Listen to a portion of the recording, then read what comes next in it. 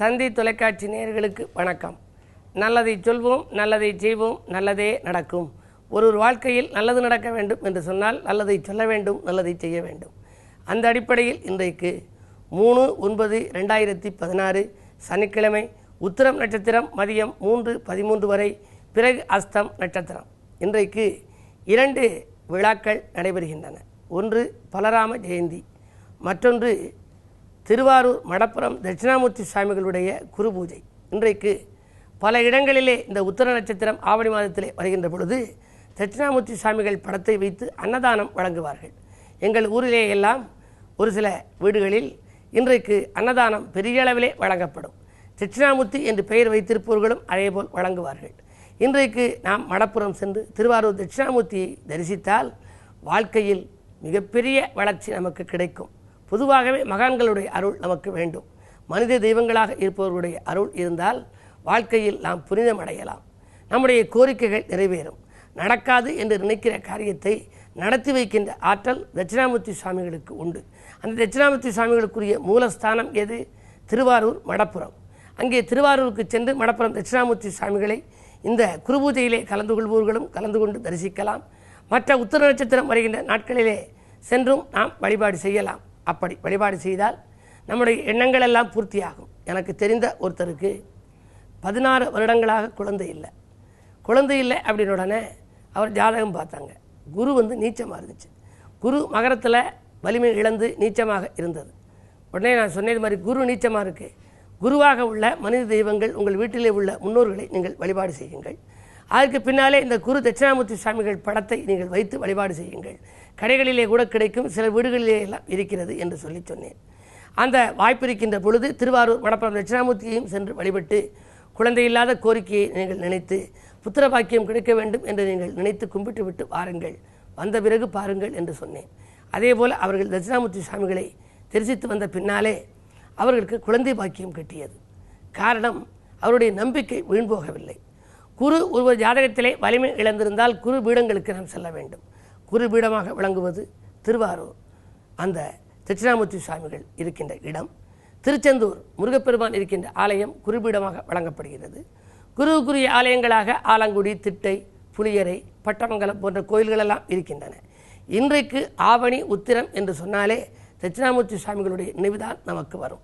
எனவே இன்றைக்கு திருவாரூர் மடப்புறம் தட்சிணாமூர்த்தி சுவாமிகள் படம் இருப்பவர்கள் வீட்டிலேயும் வைத்து கும்பிடலாம். அன்னதான கைங்கரியத்திலும் ஈடுபாடு செலுத்தலாம். அதே நேரத்தில் வாய்ப்பு இருப்பவர்கள் அந்த ஊருக்கு சென்று வழிபாடுகளை மேற்கொள்ளலாம். வளர்ச்சியை கூட்டிக்கொள்ள இது ஒரு வாய்ப்பாக இருக்கும் என்று தெரிவித்து, இன்றைக்கு நான் சொல்லுகிற ஒரு நல்ல கருத்து, முன்னோர்கள் சொல்லிய முத்தான கருத்திலே ஒன்று, சாப்பிடுகின்ற பொழுது உடனடியாக அந்த சாப்பாட்டை வாயிலே எடுத்து வைத்து விடக்கூடாதான். கிருஷ்ணார்ப்பணம் என்று 3 முறை சொல்ல வேண்டும். கண்ணதாசன் சொல்லுவார், கிருஷ்ணார்ப்பணம் கிருஷ்ணார்ப்பணம் கிருஷ்ணார்ப்பணம் என்று சொல்லிவிட்டு தான் சாப்பிட வேண்டும் என்று சொல்லுவார். கிருஷ்ணனுக்கு அர்ப்பணம் செய்வதாக நாம் சொன்னால் அந்த சாப்பாட்டிலே எந்த தீங்கு இருந்தாலும் அது நம் உடலை போய் பாதிக்காது, சேராது என்று சொல்வார்கள். அதே போல் தண்ணீர் குடிக்கின்ற பொழுது கூட ஒரு சொட்டு தண்ணீரை எடுத்து சுண்டி விட்டு சாப்பிட வேண்டும் என்பார்கள். அந்தி சந்தி அர்த்தசாம நேரத்திலே கர்ப்பஸ்திரீகள் மல்லிகைப்பூவை சூடிக்கொண்டு வீதியிலே நிற்கக்கூடாது. ஏனென்றால் அந்த 3 நேரங்களிலும் ஆவியும் உலவலாம், ஆண்டவனும் உலவலாம். அந்தி சந்தி அர்த்தசாம நேரங்களில் மல்லிகைப்பூ சூடிக்கொண்டு ஒரு கர்ப்பஸ்திரீ தெருவிலே நின்றால் என்ன வேண்டுமானாலும் அவர்களுடைய உடலிலே திடீரென மாறுபாடுகள் ஏற்படலாம். பிறக்கிற குழந்தையினுடைய முகம் பொலிவில்லாமல் இருக்கலாம். அதனால் தோஷங்களும் உருவாகலாமாம். அதே போல தெய்வ வழிபாடுகளிலே பல வகை வழிபாடுகள் இருக்கின்றன. முதலிலே இஷ்ட தெய்வம். உங்களுக்கு எது இஷ்டமோ அதை நீங்கள் கும்பிட வேண்டும். இஷ்ட தெய்வத்தை கும்பிட்டால் உங்கள் கஷ்டங்கள் விலகும்.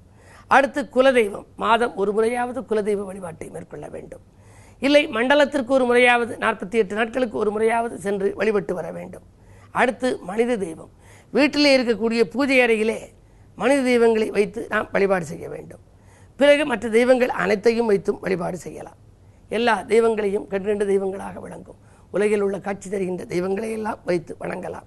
இப்படி தெய்வ வழிபாடுகளை வரையறுத்து கொண்டு நாம் வீட்டை விட்டு வெளியிலே வருகின்ற பொழுது நம்முடைய முன்னோர் படத்தை முன் ஹாலிலே மாட்டி வைத்து கொண்டிருக்க வேண்டும்.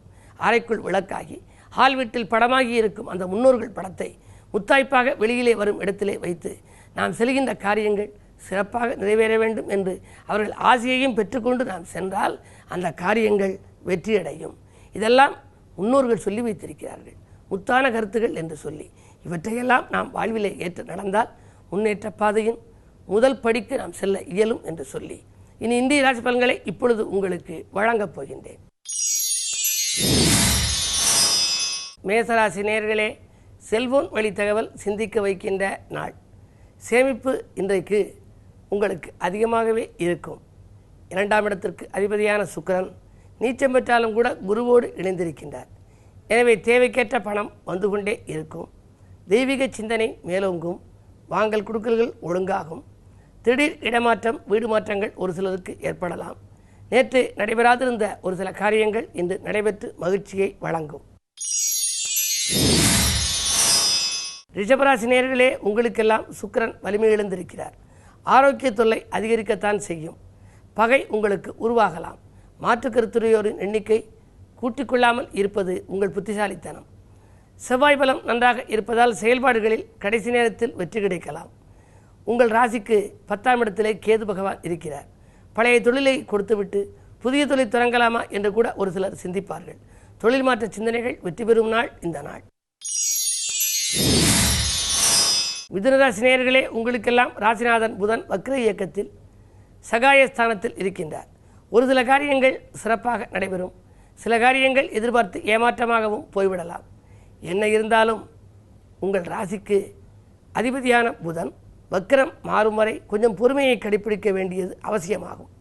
மாற்றினத்தவர்களால் உங்களுக்கு மகிழ்ச்சிக்குரிய சம்பவம் நடைபெறும். வாகன யோகம் உண்டு. பயணங்களால் உங்களுக்கு பலன் கிடைக்கலாம். விலையுயர்ந்த பொருட்களை கையாளுகின்ற பொழுது கொஞ்சம் கூடுதல் கவனம் செலுத்துங்கள்.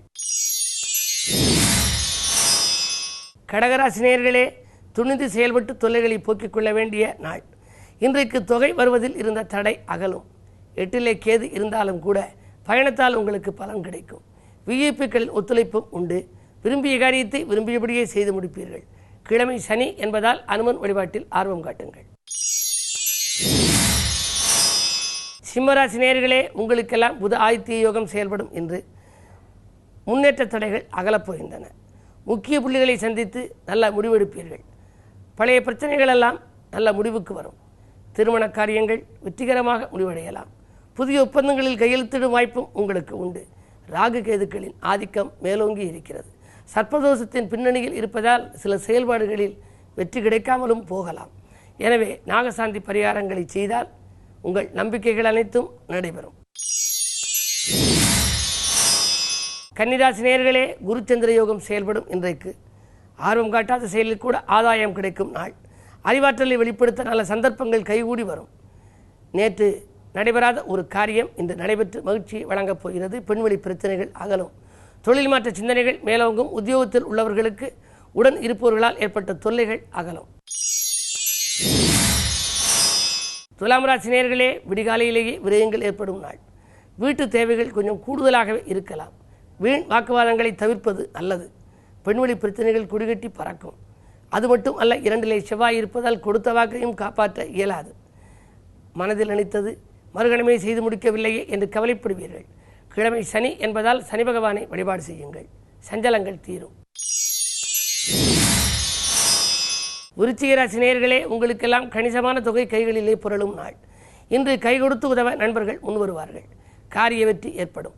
வரவு திருப்திகரமாகவே இருக்கிறது. வங்கி சேமிப்பு உயரும். தொலைபேசி வழி தகவல் உங்கள் தொழிலுக்கு உறுதுணை புரிவதாக இருக்கும்.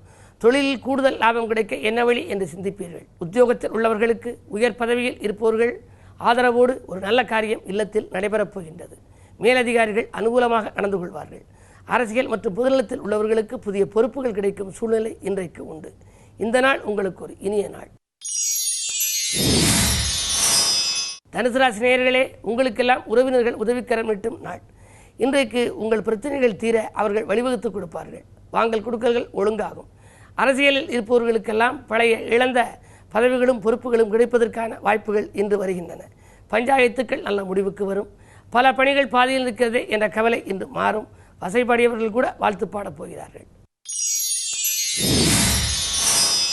மகரராசி நேயர்களே, உங்களுக்கெல்லாம் மறக்க முடியாத சம்பவம் இல்லத்தில் நடைபெறும் நாள்.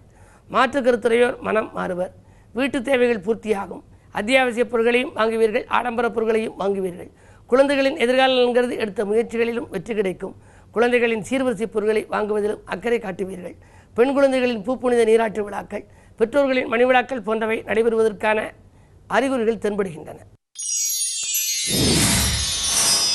கும்பராசி நேயர்களே, உங்களுக்கு சந்திராஷ்டமம், கேதுபலமும் கூடியிருக்கிறது. எனவே மிக மிக கவனமோடு வாழ வேண்டிய நாள் இந்த நாள். இன்றைக்கு பக்கத்தில் இருப்பவர்கள் பகையாகலாம், சிக்கல்கள் உருவாகலாம், செலவு நடைகள் கூடலாம், விரயங்கள் அதிகரிக்கிறதே என்று கவலைப்படுவீர்கள்.